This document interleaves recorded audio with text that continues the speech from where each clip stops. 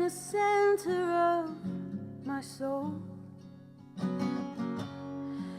can feel you all around me, something holy and untold.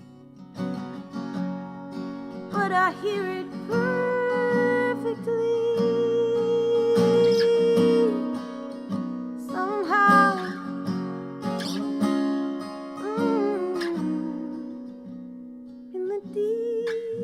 Of now, I can see we were made in the image. We were made in the image of love. We were made in the image. We were made in the image of love. Here and now, I can see I was made perfectly. We were made in the image. We were made in the image of love. Beyond books and words and songs, at the gate of all my longing, leaving certainty behind. I take one step and you come running. It's clear.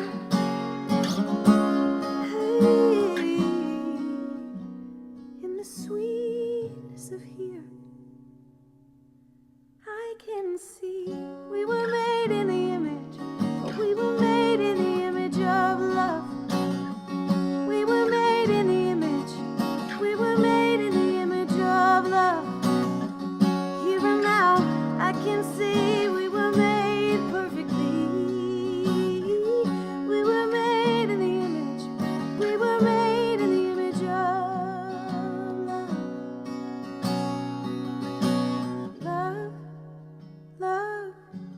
flow like water, love, love, move in me, love, love, flow like water, love, love, move in me, oh, love, love, flow like water, love, love, move in me, oh, love, love, flow like water, love, love, move in me. We were made in the image. We were made in the image of love. We were made in the image. We were made in the image of love. Here and now, I can see we were made beautifully. We were made in the image. We were made in the image of love. Good morning, family. Welcome to One Love Consciousness Movement. This is our Sunday morning connection. And I'm doing something that I don't normally do. I'm recording this really early in the morning. And so I'm really just now getting through with my own personal time of contemplation and meditation. And I felt like I really just needed to share this with you, sort of hot off the press, if you will, because this is what's stirring in my soul. And I don't know if I'm going to get through this today or if this is going to take a few weeks to get through. I know that we're coming into the holiday season. I typically start to theme myself around this time of year. But honestly, I felt this so overwhelmingly over the last couple of days, but definitely this morning. And this is early. I'm doing this right now at 4 o'clock in the morning because I really feel this stirring in my soul. And it just started pouring out of me, and I started to write. And so I don't know how different this is going to be. It may not be that much different. I don't know how all of this is going to come out over the next few minutes, possibly a few weeks. And I don't want to be melodramatic and dramatize this, but I think I have really figured out the two main messages of my life, if that makes sense. On the one hand, every single one of you know, and I mean, we've even named this movement One Love Consciousness Movement. So you know that my main push is love. I talk about love. I intend to act in love, to live love, to speak it, to be it. Ultimately, I've said to you before, many times, I believe God is love. So the single most important ingredient to me for our entire existence is love. So you all know that that's my main theme, the main theme of my life. And I wondered if that was going to be it, as if that's not enough. It is plenty. But then I realized, no, another big push in my personal life's message is this concept of God is, I am. I am, God is. You see, all of us, I'm pretty sure, for the most part, grew up with a sense, at least a little bit of separation from God. Now, we were probably all taught that God loves you, Jesus loves you, if you were raised Christian. But we were, for the most part, taught about a personality that was referred to as God. We were given all of these descriptors of this character, and typically that character was off in the sky somewhere.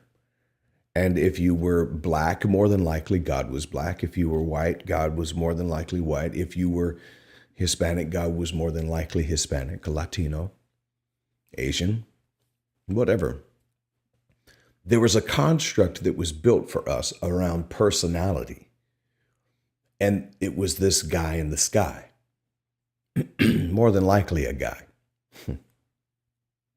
Some who were raised more in New Thought or in what would have been called by us New Agers. Some may have had a concept of God as mother as well. But I think you get my point. Most of us still had this persona. And there was a sense of separation that I am worshiping a God outside of me, this celestial king or queen, celestial parent, mother or father, whichever one you had. And I'm supposed to meet up to a particular standard for that God. That God expects something of me. So there was a sense of separation. And if there is a sense of separation, there's always this opportunity to operate. In fact, the only option you have is to operate at a lower level of energetic frequency. Because if you're separate from it, there's always a little bit of question, a little bit of doubt. Not quite sure. I don't know if that entity is happy with me or not. If we were raised in Christianity, the God that we were taught about, at least the God that I was taught about in evangelical Christianity, that God was very temperamental, could easily lose its temper, his temper in particular.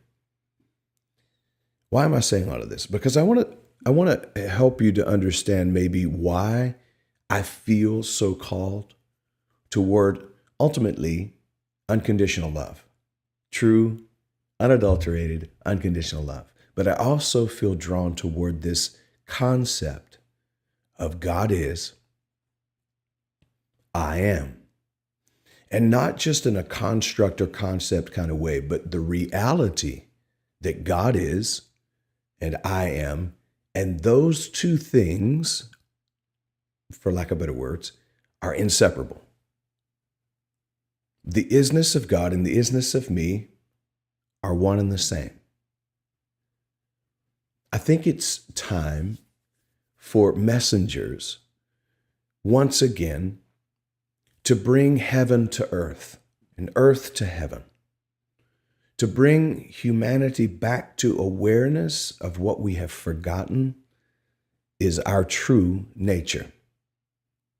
Now, somebody's saying right now, this is nothing new. Wayne Dyer said this. Unity Church has been saying this. Centers for Spiritual Living has been saying this for a long time. I know. I'm just another messenger who is saying it to whomever I may have some kind of sway with. See, our entire ministry, in my opinion, is to express love, that is God, and then work to reconcile everyone we can back into the awareness of their innate, inherent goodness, godness, divinity, which ultimately is love. And to say to the world, the only separation between us and God is in our own mind, not in reality. The only separation truly is in our mind, not in reality. This is why I think St. Paul said that the most important thing we can do is to be reconciled back to God in our own minds. And this is one of the reasons that also I believe we have been given the ministry of reconciliation. To recognize, and reconcile. To bring us back to an awareness of our oneness with the Almighty, with the divine, that there is no separation, that you are God, God is you. There is that oneness connection that you're inseparable from. The awareness, though, is the space where you begin to utilize the power that comes along with that, utilize the benefits that come along with that ranking in the universe. So the word ministry means a work or a vocation. So my work, not labor, and if it was, it'd be a labor of love. My work in this life, I believe my vocation in this life, I believe our vocation in this life is to lead people back ultimately to love, as Marianne Williamson would say, a return to love, to return people to love, but also to preach the message of reconciliation to the God within, not a God outside of you. And the reconciliation doesn't come through somebody dying and shedding their blood, being tortured so that God can say, okay, the price has been paid now. There's never been a separation from God. None of us have ever been separate from God. Jesus even told us that. Jesus didn't suffer and die so that God could deal with loving you, so that God could say, now the debt's been paid through your torture and your blood. Jesus died because human beings were not ready yet to accept their own worth and value. And Jesus' message was that you are valuable and you are worthy. You, in fact, are divine in human form. And because human beings demanded blood sacrifice, Jesus went that route. Because Jesus was willing to do whatever it took to get their attention back to God. You talk about the willingness to carry out your dharma, the willingness to play all of your music before you leave. That is exactly what Jesus was willing to do. Because Jesus believed his work and his vocation was exactly what I'm telling you I believe my work and vocation is. And that is to return us to the reality of unconditional love, which is God, and then to reconcile us with our own godness, with this reality, this powerful reality that God is, I am. Those two things are inseparable. So that's my ministry. To reconcile means to restore friendly relationship between or to coexist in harmony. When you're reconciled to God, you actually have a friendly working relationship with the divine side of you. When there's a friendliness there, there's a love that's built, also a like that's built, and a sense of harmony and unity with, and you start to get into lockstep and you start to tether yourself to that divine nature that's within you. And as there's a merging, you've heard people say that you begin to look like the people that you love the most, the older that you get. Oftentimes people who have been married for many, many years, the more and more they're together, the more and more they look alike. Same is true when you have this reconciliation, which is to restore a friendly relationship between you and the divine. When you have that reconciled relationship between you and God, you begin to coexist in harmony. You get into lockstep. The dance, the divine dance you're intended to dance, becomes the dance of your daily life. And as a result, you begin to resemble that divinity. Think about how powerful that is. You start to look like, act like, be like, show up as the divine presence in the world. See, the recognition of this is what's important. And recognition is to be conscious again. It's to recognate. The recognition is found in the reconciliation. To be conscious of it is to recognize it. And that happens only when there's a reconciliation. Both of these words have recon in them, and to coexist again. To recon is to recall and to restore a relationship. And when you do that, you have this sense of harmony, and now you can operate at a high level of your divinity. Why am I saying all of this? And some of you may be saying right now, I know this stuff. Okay, but how much are we practicing this stuff? You are, let me say this, let me let the cat out of the bag, and then we'll come back to building this. You are the presence of God in human form. You are divine. The God within you is powerful. The God within you is your healing, your restoration, your abundance, your power, your grace, your love, your compassion, your kindness, your prosperity. Everything that you need from the universe is already within you, because God is and I am. That is you. Now here's what happens. When we reconcile and we recognize, we start operating in the ministry of, we start seeing the divine show up in how we think. At the end of Einstein's journey of being arguably the most genius person in the last 200 years, at the end of Einstein's journey, you know what he said close to his deathbed? I just want to think as God thinks. See, when the divine is in your thinking, there's no limitation in your thinking. Do you think the divine ever looks at a situation in our world and says, I'm not sure I can solve that? How are we going to solve that? How are we going to fix that? Does God ever look, can you imagine the omnipotent, all-powerful, omnipresent, all-knowing God looking at any disaster or any situation or circumstance that we face and thinking in itself, oh my God, you hear that? Oh my God, I don't know that we can deal with this. No, because the divine always knows how to work with everything that's in front of it, and nothing happens outside of the divine. So when you begin to think as the divine thinks, I like to say it this way. It's this way, and I wrote it this way this morning. In the depths of my mind, where thoughts intertwine and echo, there resides a profound presence. God is there, guiding all of my reflections and furthermore illuminating my understanding. See, I want to go back to something I said several weeks ago when we talked about forgiveness. Once you reach a place of divine understanding, forgiveness is not even a part of your vocabulary anymore, because you understand so well that you don't need to forgive. Forgiveness goes out the door. It's no longer a necessary thing, because you understand when things happen in this life, when people do things that that are in your mind, you're thinking, this is completely ridiculous. I'm looking at that right now as we go through this time of election. I'm thinking to myself, how could people actually support that particular candidate?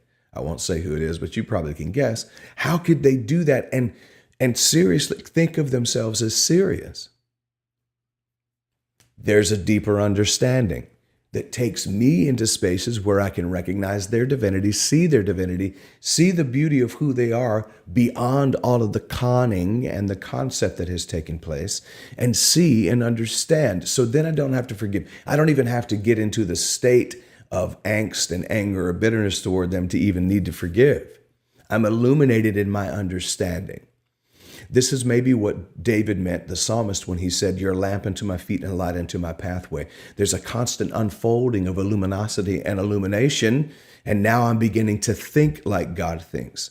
And I don't think in terms of lack or limitation or inability. I know that all of the abilities and all of the things that I need and want in this life are supplied through me, from me, because the divine is in me, emanating out of me. So I'm starting to think that way. But this takes a bit of training. First, you have to believe. You have to come back into reconciling and recognizing. I reconcile, which is to pull it back together into a friendly, harmonious relationship.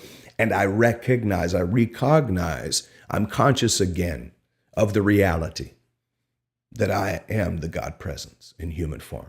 So I allow the God mind, Ernest Holmes would have called the divine mind, the ultimate divine mind, to operate for me because it's there to serve me. And now I'm thinking as God thinks. And then I move from thinking as God thinks to seeing as God sees. I see through the divine lens.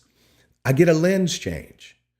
I don't know about you, but for me, it's just been in the last year and a half or so that I've needed these specs. I never needed them before. I don't know what happened. I'm not sure. I'm not complaining. I'm grateful that glasses exist.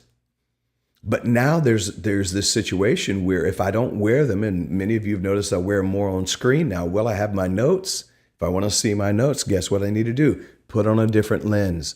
The same is true in our existence, in our existence, the way we operate. As I begin to think as God thinks, I start to see as God sees, because remember, we don't just see with the eyes, we see with, so look at it this way. You don't just see with the third eye, you see with the divine mind or pineal gland. We could say that that's the access point, maybe. The pineal gland, we see with that. And if it's not open, if we're not thinking as God thinks, we will not be able to see as God sees, because remember, we see with our mind, we see with our brain. So from a spiritual standpoint, from a higher than physical, again, the naked eye captures an image, but the brain processes the image and tells you what you saw. The same is true for the third eye. The third eye works in tandem with the divine mind.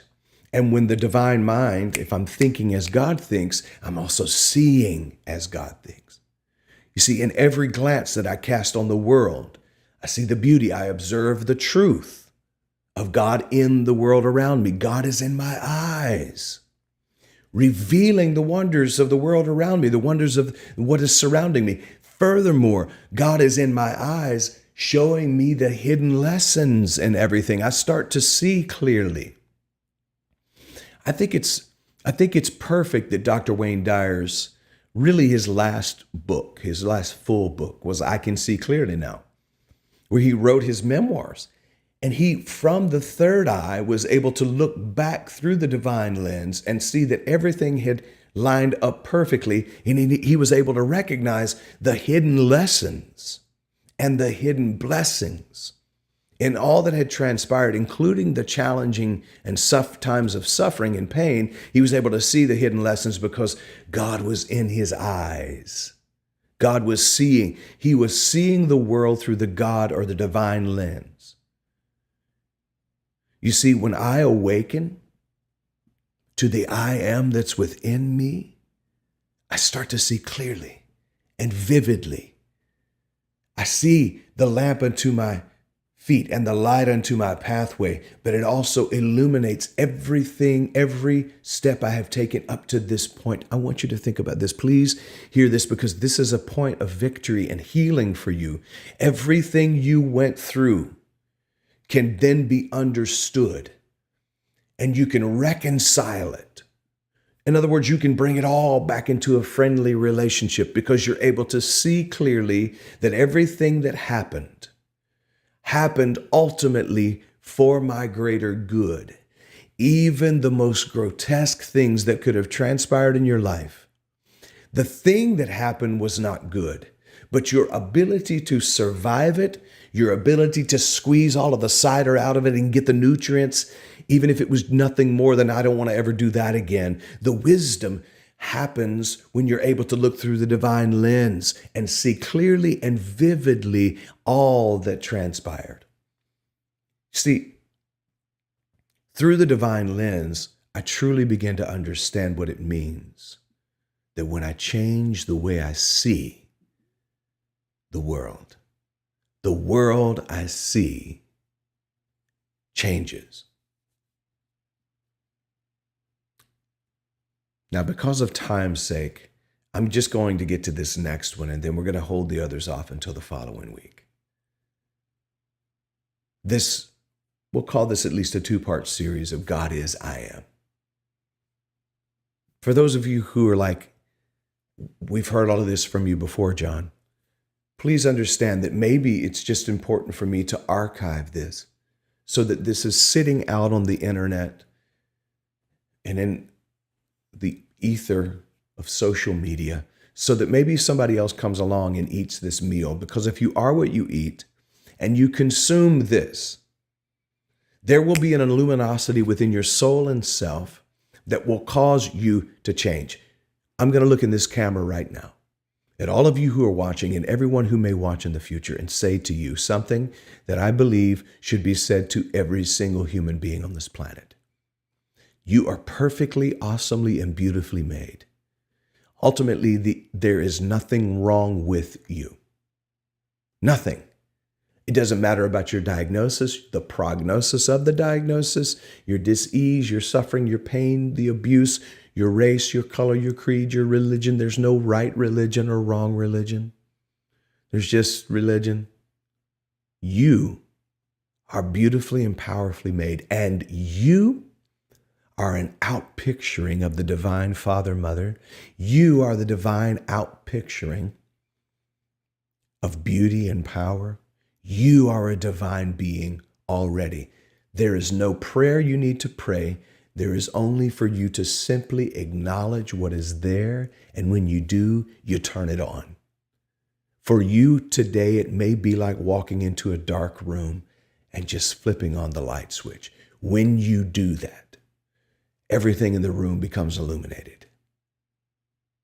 And there's no leverage here. Please understand. If you don't do this, you just go through this life the same way you're going through this life currently. The gift in this is that when you do, the God within you or the goddess within you, however you want to call him or her or it, comes forward. And when that happens, you'll begin to see your life lining up in perfection and in beauty. When you begin to do that, you start to think like God thinks. And you can. It's okay to do that because you are God. Oh, before you turn this off, please hear me out. If you're a Bible person, it says, in the beginning, God created the heavens and the earth was without form and void. And then the Spirit hovered over the deep. Goes on to tell us all that transpires in that Genesis account, including that God made them. Actually, even the word God there is Elohim. It's the collection of the divine. It's plural. It says that God made man, Adam, not man as in male, but the human, Adam, the human prototype, made in the likeness, so just like, and the image, having the imagination and the outpicturing of the image of God. That's you. And ultimately, God's decree,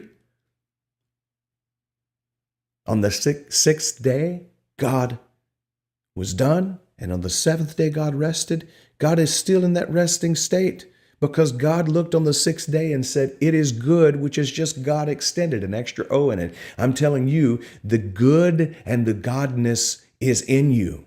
I am telling you, you are goodness, God extended. All good is God extended. It's just the GOOD. You are the goodness of God and the power of God. Okay. Now, back to this final note. When you acknowledge the divine that's within you, when you acknowledge God is, I am, we're inseparable, we're reconciled, and I'm recogniting this. I begin to think like God thinks. I begin to see like God sees. And then I begin to speak as God speaks. And there's power in your words. Even the scripture of the Hebrew Bible tells us that out of the abundance of the heart, the mouth speaks. Actually, the Hebrew Bible says that there's life and death in the power of the tongue, and they that love it shall eat the fruit of it. Those who are going to love it, nurture it, are going to eat the fruit from it. You're going to eat from it. It just may not be fruit or the kind of fruit you would want, depending on what it is you're saying. But your words are divine. In fact, say that. My words are divine. One more time. My words are divine. When I speak, whether it's in joy or in sorrow, whether it's positive or negative, God is in my mouth. And that godness, the words begin to shape my world. This godness can also shape my words with wisdom and intent. If I'll pay attention to the divine vocabulary, I'll begin to create a world that is full of wisdom and full of grace and full of love and full of truth and full of joy and peace and all of those things that I really want. If I put my attention, if I set my intention to put my attention onto what it is I'm saying, because again, in joy and sorrow, positivity and negativity, God is in my mouth. The divine is speaking. And if you'll remember in the Christian Bible, in the book of Hebrews, it says, and the worlds were formed by the words of God. The Logos, the word, and the spoken word of God formed the worlds. You are forming your world with what you're saying. Your words are divine, and they have divine power within them. Each utterance, each word that comes out of my mouth carries weight. It carries the weight, for me personally, this is my personal practice, the weight of love and intention. And it reflects the divine essence that flows to me, for me, through me, and ultimately as me. It is the conversations I share and the stories that I tell that I find God's voice resonating in my expression, in what I'm saying. Not just with my words, certainly my verbiage, but also with my actions. The divine is within you. Recognizing it, reconciling yourself to it, and then recognizing it is what activates its power in your life. I've said to people before so many times, you can starve to death in a grocery store if you don't believe the groceries belong to you. I see a world around us starving to death in this divine grocery store because we have been taught that it does not belong to us, that we need to grovel at the feet, that we need to worship at the feet of Jesus just to get one little blessing, a little morsel. Could you just give me just a little crumb from your table? No. There is a place for you at the table, a plate set for you, even in the presence of your enemies. Your cup is running over. Goodness and mercy is following after you all of the days of your life. And then you get to dwell in the house of the Lord, universal law, dwelling in the house, living it, not just in the neighborhood. You're not down at the end of the cul-de-sac. You are living in the mansion. In my Father's house are many mansions or many rooms. The space and the place that you belong is the divine. You live in the palace. You are royalty. You are God nature. Recognize it, reconcile yourself to it, and begin to live it. So in closing today, because this is the theme of my life, I am practicing this as my reality. I think like God, I see like God, and I'm beginning to speak like God because I have been reconciled, which is I have a friendly relationship with this reality. I coexist in harmony with my Godness, and I recognize it, which means I'm awake to it. I'm conscious to it. I'm going to ask you into this affirmation today as we bring part one of God is and I am to conclusion. I'm going to ask you into this affirmation today, and it is this. In every thought, every sight, every word, every feeling, and every action, I confirm that God is always with me, in me, for me present, and unwavering. God is. I am. I am. God is. There's no separation between you and God. There's perfect harmony waiting for you to reconcile to it and recognize it. Nothing can separate you from God because you are God, presence in human form. Holy Spirit of truth, take from us what we don't need. Bring to us what we do need. Take us where you will. Bring to us what you will. We are surrendered. Give us the ability to begin to think as you think. Give us the ability to see as you see and speak as you speak. Teach us, show us, guide us into the truth that God is, I am, inseparable. I am, God is. Help us to recognize this and begin to live this to full capacity. If for no other reason, then we can shift the consciousness of this planet. I pray this prayer in the name and the nature of the indwelling pure presence. And so it is. And so it is. Thank you so much for being here today. Thank you for your love and your loving awareness. I love you all so much. Let me make this announcement. Next week, Carrie and I are doing something that is really necessary, something we really need to do, and that is that we are unplugging just about completely. We happen to be doing that during the election week. It wasn't planned on purpose that way, but I can see now that it's probably a good thing. We're going to be in Sedona. There was a wonderful angel within our church who decided that she wanted to pay for a trip for Carrie and I to go on retreat to Sedona and experience the beautiful energy vortex there. I'm sure we will capture some video and some photos. We will share some of those with you, but I'm sharing this with you to let you know we're going to be away. So Tuesday, Wednesday, Thursday meditations will be pre-recorded meditations, but they're still powerful. They're still powerful. There are times that we got together, but it will go live. It'll just be pre-recorded. But Wednesday, midweek connection. I am not certain, depending on what's transpiring in Sedona, of whether I'll be able to come to you on Wednesday night. And I may replay an older midweek connection for you in light of being out. And I was out last week. Actually, no, this last week we were able to get together, but the week before that we were not. So we'll do what we can to come to you, but just know that we really are unplugging. We're going into a very busy season of First Unity Spiritual Campus as well as One Love as we go into the holiday season. And this just lined up perfectly, really, so that we could go energetically regenerate and feel a sense of restoration. So if you don't hear a lot from us online, in terms of updates and that kind of thing until the end of next week, please understand that. Now, we will be back in the saddle on Sunday.